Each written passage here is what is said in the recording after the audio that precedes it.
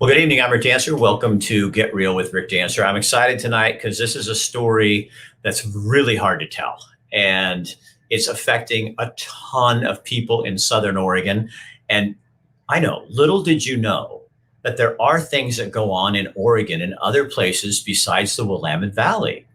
Yeah, there's a whole big state out there where 800,000 people live and get very little attention for being there. And you guys know I am pro rural Oregon, and tonight we're going to be talking to some folks down in the Klamath Basin. They've been going. I remember as a news guy covering these stories, and we actually had an environmental reporter who took them on most of the time because it's so complex, and we will not even graze the surface of this in our 30-minute show here tonight, but we're going to introduce you to it because there's a ton of stuff going on right now. And I'm going to also put up right now a video. I'm not going to put it up, but I'm going to stick it in a link right here on the screen.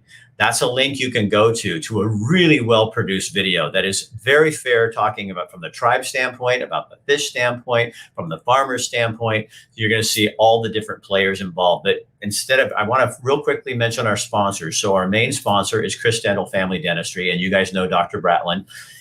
He's the one who's on the billboard with me, backing the blue. He's not afraid to touch tough issues, and he's not afraid to help you with your dental needs as well. But he's very outspoken, and we love having him as one of our clients. Our other client tonight, who's a co-sponsor, is New Leaf Hyperbarics and Wellness. Matt McCarl loves to talk about stories, loves to have this kind of thing put out there so that we as Oregonians are not just trusting our politicians to do something about it, but we talk a lot on our shows about community and being involved and loving thy neighbor and all that. That all's action. So you can't just watch my shows and then turn around and go, okay, I feel bad. Now I got to move on. We don't work that way. It's an action word. Love is an action word. You have to do something. Compassion is an action word, not feeling sorry. Community is an action word. You have to be involved. And in this video, you're going to see how involved farmers got when they had a rally. It was so cool. And you'll see that as well. So I'm going to bring on Scott real quick here. Scott, go ahead, introduce yourself, my man, and tell them what you do. All right. Thanks for having me here, Rick. My name is Scott Stoyce. I'm a third-generation farmer down in Tule Lake, which is the California portion of the Klamath Reclamation Project. We're down on the California-Oregon border. We live within 3 counties, or farm within 3 counties here: Klamath, Modoc, and Siskiyou counties. And I'm happy to be here. Looking forward to this. So Scott, tell people what the problem is right now. Is it drought, or is that just combined? That's just on top of everything else going on. We are certainly in a drought, and it's a historic drought. There's no doubt about it. Our watershed here is several million acres that all comes together and puts water into Upper Klamath Lake. And so we've got 2 things going on. We've got a historic drought. We are coupling that with a drought that we had in the 2020 season, but we also have 2 biological opinions that are complicating our water issues, and take water that should be delivered to farms as stored water, right? And it's shipping it down the Klamath River in what are unnatural flows. So that's creating we've got a mess here, and it involves not just farmers, not just the community, but it also involves wildlife refuges that are part of our landscape here. We live in an ecosystem, and farms are part of that ecosystem, and the species. We've got 430 species that live here with us, and they're pretty critical to the enjoyment of living here. And we are dewatering the Klamath Basin. Not we, but the government agencies are dewatering the Klamath Basin and sending all that water down the Klamath River, and our farms are going dry.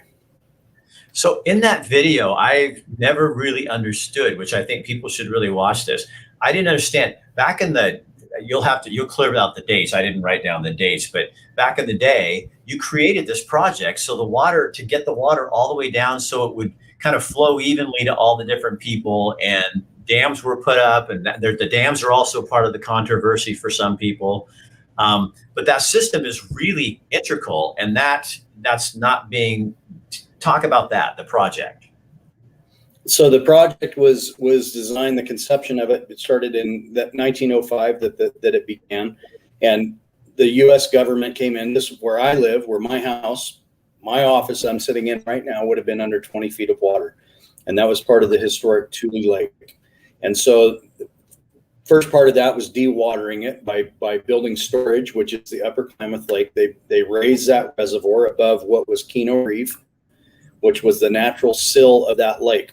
When this whole area would fill with water and it would back up to that sill, then it would spill over the top of that sill, and that was the water that flowed down the Klamath River. And so when I talk about unnatural and not historic flow, that's what I'm talking about now. Is we are exceeding what would have gone a year like this and this kind of drought. There would have been no water down that would have gone down the Klamath River.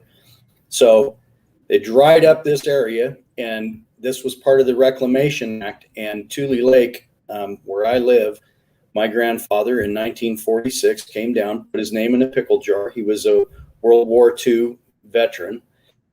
And he put his name in the pickle jar, got drawn, walked up to a map, stuck a pin on it, and I'm sitting where the pin landed, right? This is home for my family. My dad was a month old when they moved down here in 1947, and we're still farming in the same spot.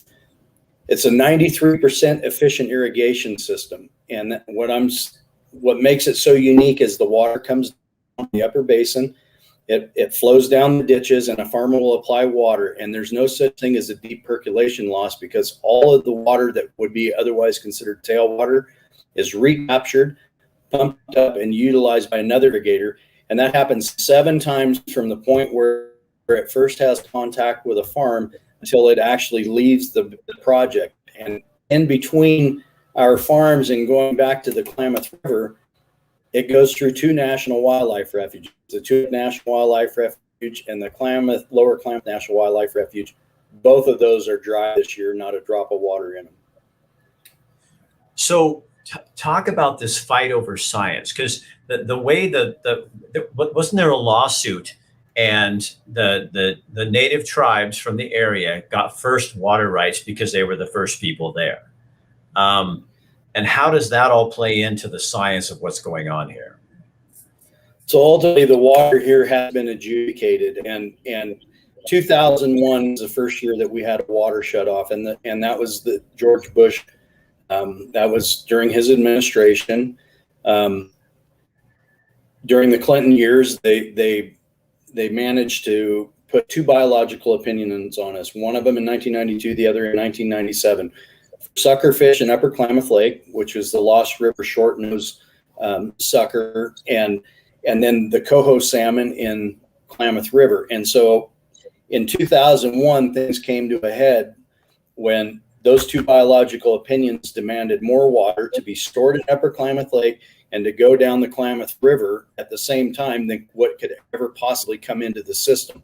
So in spite of having storage built by farms that exceeded the amount of water that was there, it's pretty amazing to think about how much water was actually here. And they were trying to spread it between these 2 species and forsaken all the other species, including people in the community that were here.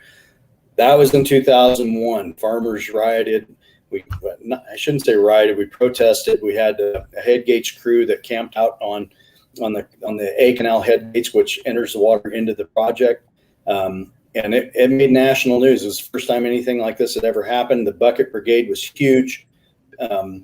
Lots and lots of political. I mean, Greg Walden cut his teeth in politics as a congressman here in the Klamath Basin in 2001. Was kind of the crux of that. Go ahead. I'm sorry. No, go ahead, Scott. Well, we went from that to 4 or 5 years of trying to heal and dealing with the relicensing of dams on the Klamath River, which ultimately led us to a overall fix that was called KDRA, which was supposed to deal with all the needs of the tribes, and it was supposed to deal with the needs of the farmers and the needs of the refuge. And all the NGOs and all the government agencies and the 2 states and the 3 counties, and more than 3 counties, because it went all the way down the Klamath River Basin, and everybody came together into an agreement. And ultimately, that agreement failed because Congress failed to act on it. What has come forth from that agreement was that the dams are coming out of the Klamath River, and we're talking about J.C. Boyle, Copco 1, Copco 2, and Iron Gate, which are the 4 dams on the Klamath River. The 2 that will remain is the Link River Dam and the Keno Dam, which is where the Keno Reef was. That controls the water for the irrigation project. But ultimately, it's a pretty devastating thing to have not been part of that deal. In 2023, those dams will start coming out of the river, and here we are as irrigators, still being punished. So you guys have all agreed that the 3 dams should come out, but there was the plan didn't get approved by Congress. It just laid there. So that's right. And that's what's causing the problem this year, is that now the water's so low. You've been cutting it back 83%, or what is it? We will not take any surface water this year out of Upper Klamath Lake. There is a 0 allocation for the project. The only people that are getting water out of the project right now are essentially the downstream tribal interest, and that is part of their that's for the coho salmon under the biological opinion that was put through by the Trump administration. And it's the truth of the matter is we're pouring hot water down the Klamath River, so hot that the smolt that they wanted, there was just articles last week about all the smolt that are in the hatchery that they do not want to put in the river because they'll kill them. The reason the water's so hot is because the water that's being stored in Upper Klamath Lake is a hot bathtub, and they're overwhelming the natural accretions that come in to the Klamath River from the Scott, the Shasta, Spencer Creek, a whole host of little tributaries that come into the Klamath River that keep that water cold. We're overwhelming that with hot water, and because of that, they're afraid that they'll kill the smolt, and they will kill the smolt if they put them into that water. The science doesn't make sense. It does not support the rationale of what's actually happening right now.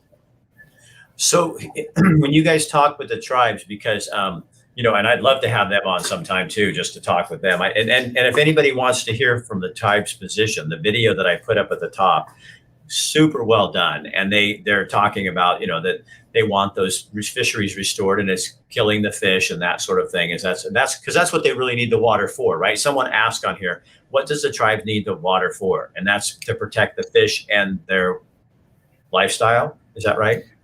I don't know. If you're talking about the downstream tribes, yes, it's their lifestyle. In the upper basin, the Klamath tribes, for them, it's a ceremonial fish.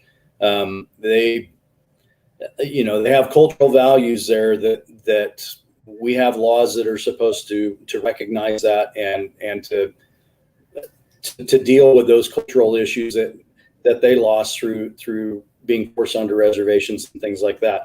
This ultimately is about the science to try to keep those sucker fish alive. But at one time, people literally, it was a snag fishery where they would actually snag these sucker fish and pull them out because there were so many of them that they were a nuisance fish. And now, man, if we could have every one of those fish back, it would save us a lot of heartache here, because we're ultimately being looked at as the whipping post to try to bring those fisheries back into balance. So somebody's asking, but what about the farmers who need the water for crops that are feeding people too? All the people that we're feeding. It's a frustrating thing. It's not just the farmers that need that water. It's also the species that live in this ecosystem, and it's the wildlife refuges.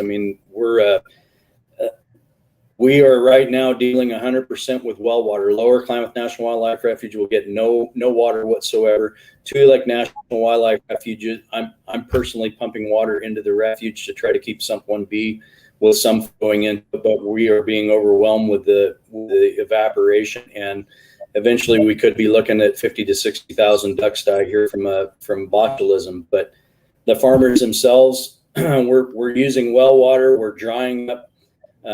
We've got dried fields all over the place down here this year. We are the crown jewel of the Pacific Flyway, and part of that is because we raise cereal grains and potatoes and onions and garlic and peppermint and spearmint here. They come here to get refueled before they go down into the Sacramento Valley, and there's not going to be anything here for them to feed off of, because quite honestly, people are doing what they can to keep their perennial crops like alfalfa and their row crops like potatoes and onions and the things that are cash crops. They're trying to keep those alive. Well, and isn't part of the problem, Scott, that a lot of you guys, you banked on this, you took out your money from the banks and you got your crops out there, and then you expecting Mother Nature to do her 100-year plan and keep doing what she normally has done. And then with this year, you guys got caught with your, as my mom, a farm kid, used to say, your tit in a ringer. And now you've already got that stuff invested, planted, and you got people going broke. We knew that we had a problem just faced when we were looking at the winter, and the amount of water that was coming into the basin was, we weren't getting the snowpack, we weren't getting the rainfall. We knew we were going to have a problem. People have done the best that they can with the very limited resource of groundwater that we have. We were originally told 33,000 acre feet of water for the project. That seemed like something, but it wasn't near enough. Normally we would be, a year like this, we would be 500,000 acre feet of water to fully irrigate the project and take care of the refuges. Under the KBRA agreement that Congress failed to act on, that would have been 330,000 acre feet of water for farms and 100,000 acre feet for the refuges. When we say we're out of balance, the fact that we have absolutely zero, when we went into an agreement that said this amount of water satisfies the tribes and satisfies the fisheries and satisfies the refuges, everything was agreed upon in those numbers. And the fact that we have absolutely zero here for farms and for refuges this year is criminal. And it is going to we will be generational farms that will blow away in the dust. Jason Greenbud is asking, where does the water from the lithium mine at Thacker Pass come from? It takes a lot of water to lithium mine. I can't speak to that. I'm not familiar with it at all. It's not something I'm at all familiar with. Okay, that's fine. We just got a lot of people with different interests and asking different questions. Sure.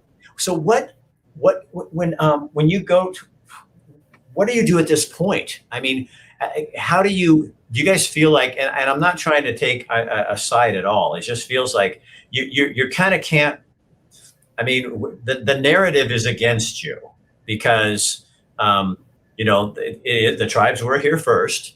And then you've got fish, which I think people just hear fish, and you're saying these are sucker fish. And while they're important to the tribe, they may not be as important to the fishery, or am I saying that right? I'm not that afraid to get my tit in a ringer anymore. I'm just trying to have a conversation and I'm asking questions. You know what I mean? It says sucker fish. I think I've always heard that's not a great fish, but it has some religious connotations for the tribe, I'm guessing. So then you're kind of you can't really fight that. And you're kind of like loggers in Oregon, aren't you? Well, we are. If we've got a fault in all of this, it's that we didn't take the spotted owl as seriously as the loggers did. And, that's frustrating at this point. And when we talk to people from other areas, that's what I encourage them is spend the time, go to meetings, get involved early, because we didn't take the spotted owl seriously. And here we are, 20 years down the road from 2001, and we watched the loggers fall apart in the early 90s. And this is Klamath Falls is a natural resource area, and Endangered Species Act has done a lot to dismantle our community. And there's nothing, at the end of the day, the Endangered Species Act trumps all. And that's what they keep shoving down our throat. And we have a stored water right in Upper Klamath Lake. And, a judge can rule on that and say, you've got a stored water right. Yep, that's true. But you still have an EA, an endangered species that you have to deal with. And that's been the heartache.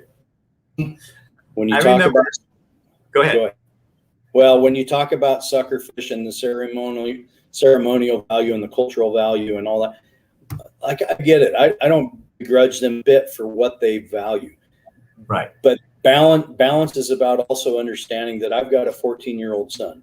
I'm the third generation on this farm. My grandfather put his blood, sweat, and tears into this to build it. My dad built it not to what it was when I took over. And I want the opportunity to pass that on to my son and my daughter, my two daughters, and they all show interest in coming back here to farm. And we're losing generations of farmers because this is overwhelming and this consumes 100% of our lives. I used to go fishing with my dad, and that's how we spent our summers, was taking off for a day or two in the middle of the week and go do something fun. We don't do that anymore. We spend 100% of our time fighting for the ability to pass this lifestyle on to my kids and give them the generation. And I've got that responsibility because I owe it to my dad and my grandfather, and I owe it to my kids to make sure this is still there for them. What's kind of sad about it is you're really trying to do the same thing the tribes are trying to do, is pass on traditions. And because Congress didn't fail to act, there's no meat to what happens. So you come up with an agreement so that the white man and the tribe can both do the same thing because they're both been here, and while one was here historically longer, we're still, I think what we kind of forget in our culture today, there's still, 150, 200 years of history here too. And at some point we have to put that together and compromise. And I think the problem that always ends up happening, I see this in the timber industries too, is the Willamette Valley, all the way from Portland down, people who have no idea how their food is grown. Not all of them, but a good portion have no idea. They hear fish, tribes, dams, water, bad. Here's my side, rather than really looking at the whole thing, which is why I encourage people to go look at that video to hear the both sides of this whole issue. Because I think Oregonians, I knew this in the news business, and this is why I get myself in trouble because I cannot help it. I had a client come, Rick, you need to just be kind of really helping everybody like this. And I'm going, you know what, though? I need to straighten out the message, because there is this message that comes out in Oregon, and we're not doing our homework. We're not looking at the big pictures of things. I talked to a cattle rancher in Rome, Oregon in 2005. And environmental community had just come in and told them after 200 years of her family watering cows out of the Owyhee River, they had to fence it off. They never talked about all the man-made streams and lakes that they made for wildlife and their cattle out in the desert, and how they kept those going. No one said anything about that. And then she goes to Portland to fight the court decision. And she said, I stood on the banks of the Willamette River and looked 30 miles in each direction with a river encased in concrete and pollution, and said, and you're going to come to my town and tell me how to manage my river. And it was the most profound thing that really changed the way I looked at it, because I think, and you guys are at an uphill battle. I mean, it's the narrative is against you. It is, and it's frustrating. I mean, if you had ever been, if you've not been to the Klamath Basin, you should come and see, and you'd understand why this is the Everglades of the West. And if you come here and you see the volcanic mountains around us, and you can see Mount Shasta in the distance, and you've got wildlife everywhere, it's a great place. And when you have green in it because you're irrigating it, it's a fantastic place. It's growing a great, safe domestic food supply, and it's sustainable. And it's the place where people go to get things that they can't get other places, because we can do it here so well. And the reality is that we've thrown all that away. And you're right. We got to come back together and find the balance in this. And the story of balance is not just the farms and the Indians. It's not just the refuges and the farmland. It's not just, right. It's the whole picture. It's an ecosystem. And if you truly believe in the Endangered Species Act, and you feel like the Endangered Species Act is an important thing to uphold, understand that act is also destroying a lot of other things, not just people, not just communities, but all the other species that it's dewatering so that it can send all that water down the river in a condition that normally and naturally would not have ever had water in. And I think people sometimes forget that, and I take this, I'm not as much understanding of farming yet, but I will get there. But it's like, that is your land. I mean, you do care about it. You're not just using it to get a crop. You have to take care of. It's like, it's like me with my equipment. Everything that I use for my stuff, I take really good care of it because it's how I do my job. And loggers and farmers are kind of like that. Absolutely. Things that mean there's a handful of things that mean the world to us. family above all, for sure. I mean, if you've ever met or been in a farmer's presence, it's about family, and it's about our livelihood and our family and our ability to control God and country. I mean, even in that video, you'll see that we never protested and forgot that we were Americans first, and the right way to protest. And so we hope that came through loud and clear. But then it's the things on our farm that make things work, our soil and our water and our air. We got smoke here today because they're not taking care of the forests like they should. They're not managing them right. And the Bootleg fire is 30 miles up the road from me. And I'm living in that haze every day right now. And it sucks. And it's not good for my field. It's not good for my family. And it's not good for the wildlife around us. Plants don't grow well in it. We're just not doing a very good job of understanding what it takes to make things work. And it becomes far too political. And politics are messing this up. If they let it back to where farmers are taking care of the resource because the resource takes care of them, they'd be far further along. And the best conservationists in the world are farmers that are not in free fall. And right now we're in free fall. Take care of that refuge the way that we want to. We can't take care of the brood ducks that are being raised in our ditches. Our ditches have water in them one day and they're dry the next. So you go from ducklings swimming around to ducklings huddled underneath a reed trying to wait for water to show up again. That ditch should have water in it year round, and we're letting politics get in the way of more than just farms here. Aren't they? If you really look at it, politics are really destroying the very thing that we're trying to hold on to here, which is, let me name a few: the relationship between the tribe and the farmer, the relationship between the community and the tribe and the farmer, the relationship between the water and the actual animals that need it, and keeping you guys farming, keeping the tribes with the fish coming down so they can have their ceremonies and the things that they need. They're in the middle, wedging this whole thing to the wrong direction because they didn't adopt the thing when they should have, and giving you guys equal power so you get your water and they get the water that they need. It's just, it drives me crazy. Well, and we'd like to get back to that point, and it ultimately is going to take people coming and doing something. It's going to take the government getting involved and saying, "Hey, everybody's got to come back to the playing field," because we had this thing near an agreement. We were okay. We were on the cusp of it. Congress failed to act. Since then, the degradation of civility, of being able to talk to one another, has absolutely blown up. And a whole bunch of it happened when we started with the George Floyd stuff. And it's a difference of people that knew how to talk to one another as human beings. These damn phones have ruined the ability for people to talk to one another, and we talk past one another all the time now. And it's super frustrating. Well, Scott, the whole mission is to divide and conquer. And I think, and I'm not talking about any administration, I'm talking about the way culture works right now. It's if you can divide people and keep them not working together. And you guys were working together. You were trying. I mean, you've been doing this for decades, and you had a plan. And who got in the middle of it? The politicians. And what do you need right now? What do you need? People are watching this. And what is it that you and the tribes and everybody needs? I mean, just like, they need a push. We need people to push. We need people to push on the situation and say it's time for an agreement. It's time for people to come together and try to make an agreement that can last, that's sustainable, and people to believe in it. And trust me, we've got as much division within agriculture on this, within irrigated ag, people that don't want to do that now, that are just mad and hurt, and quite honestly, they don't trust the other side, and I can understand that because I'm one of them at times.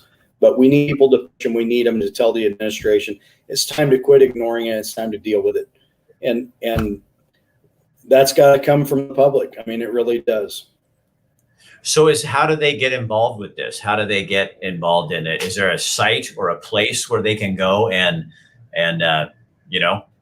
if you want to follow something that's done tastefully well, the Shutdown Fed Up, on Facebook and Instagram. We also have shutdownfedup.org. That's a place to go for information from the irrigation perspective, but it's also about community. We are about community. We are about long-term solutions, and that's what we try to focus on. Klamath Water users, if you're looking for technical information and trying to understand, and definitely the Facebook page is really well done and great conversation, and there's a lot of people that follow that from across the United States and around the world, quite honestly, and it's growing every day. Do you, I don't know. I think the reason for me that, Scott, that I'm not afraid to challenge this stuff anymore. When I was a news guy, you couldn't, because there was a set tone, is I feel like there is a change in people. Not all people. I think that the what I call the eracists, those are the people that try to erase everybody that doesn't agree with them. I think they're losing their message, and I think other people are starting to go, wait a minute, we got to work together.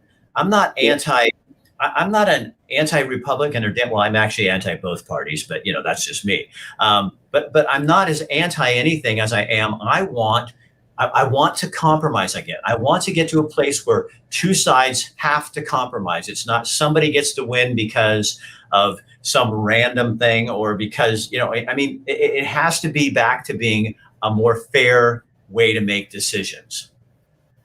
I absolutely agree. I mean, it is the pendulum swings are getting harder and more ferocious, and they're dangerous. And they're dangerous for you and for me and for my family. Yep. And they are creating opportunity for things to be forgotten. And we're already there when it comes to the agriculture and agrarian roots. People are so far removed from the farms now. From used to be 5-6 generations ago, everybody had a real close tie to a farm somehow, right? But anymore, it's like my great uncle had, lived on a farm, blah, blah, blah. It's not the same. People are forgetting where their food comes from. They're forgetting when you and I grew up as little guys, I mean, it was a matter of you go to the store and got strawberries one time of the year, or cherries one time of the year, or a cantaloupe or whatever. Now you go all year round, and the things that you enjoy are there, and they're taken for granted. And we're fast approaching that, especially with California, Oregon, Washington, Idaho. Like, everybody is having problems in these states right now about sustainability with growing their crops, mostly because of government intervention that's turning that water away from those agrarian areas. And it's going to show up next year in the stores. There's no way around it. And if we thought that not being able to find toilet paper was a problem, wait till you don't need toilet paper anymore, because you can't eat anything. Are you saying? I'll say it for you. Wait till you can't buy toilet paper. You don't need to buy toilet paper because there's nothing to shit, because you don't have any food. That's what you wanted to say. And you didn't say that. You're a prestigious man. But I'm just some guy with a phone. I'll say it. But I mean, I really do think that is an interesting thing, is I don't think people think critically about where does that food come from? And where does, and when you put more regulations on stuff, then all of a sudden it's gonna get more expensive. And then people say, well, I'll pay for that. But when it gets so you can't even get it, then what do you do at that point? So we need to go back to compromise and working together and getting you and the tribes, and maybe get the government just the hell out of the way and let you and the tribe sit down and nail down an agreement and get this thing moving. But you need public support. So people watching this show, again, as I said at the beginning, we're all Oregonians, and we'll take Scott because he's in the Klamath Basin, even though he's really a Californian, but he's not moving to Oregon. So he's not gonna, how you guys used to always have the reputation of Californicating everything. Right. Well, now when you go to Montana, they say don't organize Montana, and Idaho says the same thing. So we need to get it back to being representative of all people, not just the people who live in the major population, and get the information from them and you, because that's how we can make some change. And Rick, I don't want it to go too far away from the idea that you don't need government, because you do, but you need good governance. You need good governance, and we don't have that right now because it's so politically charged down lines and expectations. And the other thing is, as part of the public's role can be calling out bad actors, because there's bad actors on both sides of this thing.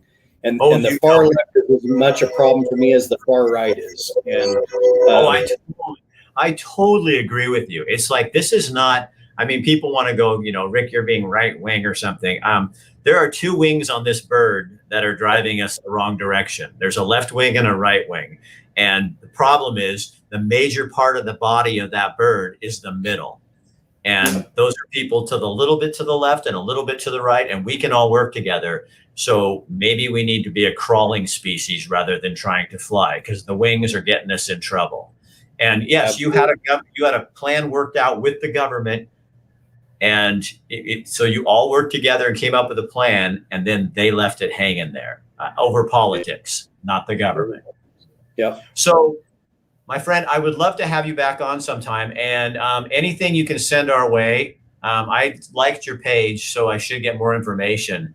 But this is such a complicated issue, but I think you made it really easy for people to understand at least parts of it. Because you guys, when you start really going down the rabbit hole, your brain starts to freeze. And I think that's one of the problems, is we live in a culture that makes everything so easy to easily digest. So now it's fish against farmers. It's this against this, when really it all worked together. It's when things come in and aren't pushing us to work together and allowing us to be one people, That's right. Part of a well-balanced meal is salmon and potatoes on the same plate.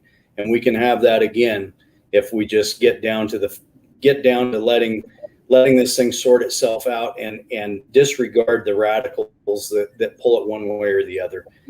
Because I think the balance is important. It's not just important for me and my family, but it's important also for the tribal people, and it's important for the ecosystem and the species that live here with us.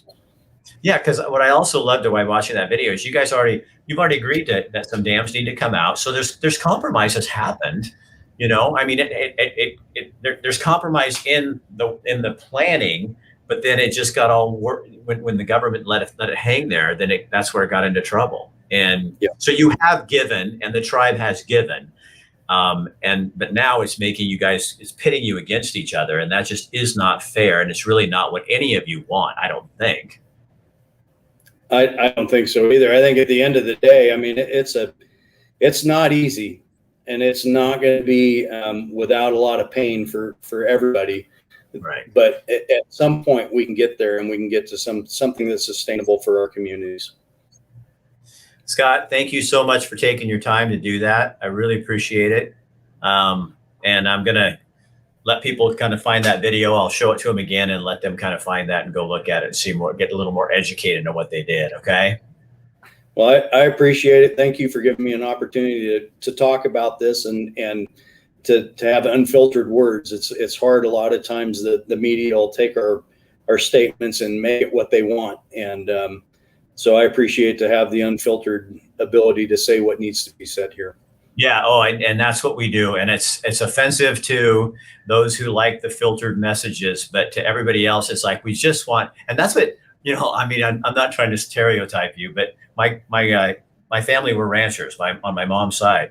That's what farmers do naturally. You just say it like it is. And loggers are the same way, which is what I love about both, that rural Oregon spirit. It's like, if you didn't come here for the truth, then you might want to turn around and walk the other direction, because you will get it. Yeah. We don't have time. We don't have time to beat around the bush. So that's right. You got a farm to grow. Yeah. All right, buddy. Keep in touch with me, please. Okay. Absolutely. Thanks again, Rick. And thanks to your viewers for paying attention. You are welcome. You are welcome. All right, you guys, there you go. So that's how it works, man. Rubber hits the road. And I want to thank all the people who come on here, because there's been a dozen of you who've come on. I got this story because some of you told me about this and said, this is going on in the Klamath Basin. We're not just about the Willamette Valley. And I love that you're involved and you're concerned for people. And but you've also been saying, thank you for covering these things. And I think, we have to cover the stories that the regular media isn't going to cover or sprays because it's too hard to understand. Instead, You just take 30 minutes. I know that's like a lifetime, and allow somebody to tell you what they're thinking. And it's amazing what you can learn. Maybe the news industry needs to learn how to do that. Just start listening rather than trying to formulate a narrative. God, what an idea. God, Rick, you ought to be president. Hey, you guys, have a good night. Oh, tomorrow, I have a cool story. A woman called me here locally, and they are former inmates in prison who are working with other women in prison and using art to teach them while they're in prison to create things to help when they get on the outside. And we're going to find out how all that works. I know it's a little ooey, but I think you're going to really enjoy it, because these two ladies that I've been talking to are just amazing. And they really have a heart to try to get these people out. And the hardest thing with all my friends who are felons and recently released from prison is getting reintegrated back into culture. And so using culture like art to do that, pretty fascinating idea. And then on Thursday, we'll be with the Blue Valley Bistro out in Coburg. They're going to have some live music this week. Also, hey, you guys, Mather's Store. I don't have everything sitting in front of me because I wasn't going to do this tonight, but Mather's Store is moving into racing fuel.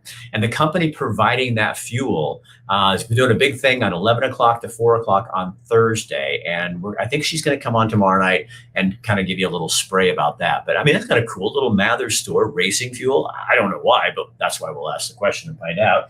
And then on Friday, we're going to be at the Emporium at Veneta, talking with local crafters, makers, and artisans who are selling things that you will not find anywhere else. So we cover everything. All right. So have a great night, and please share this on your page, because you never know when somebody might come on and go, oh God, and then they learn something from that. And then please go back and look at the video that I posted at the very beginning in the comment section. It's well worth, it's 26 minutes and 47 seconds.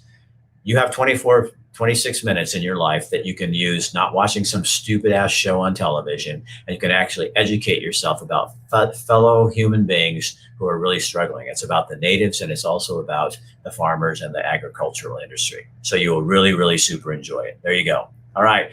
And somebody asked when you are coming back to Lakeview. Tell your chamber to have us come down and do some stuff. We would love to come back to Lakeview and show everybody what a great place you are, but they have to invite us. All right. See you later. Have a good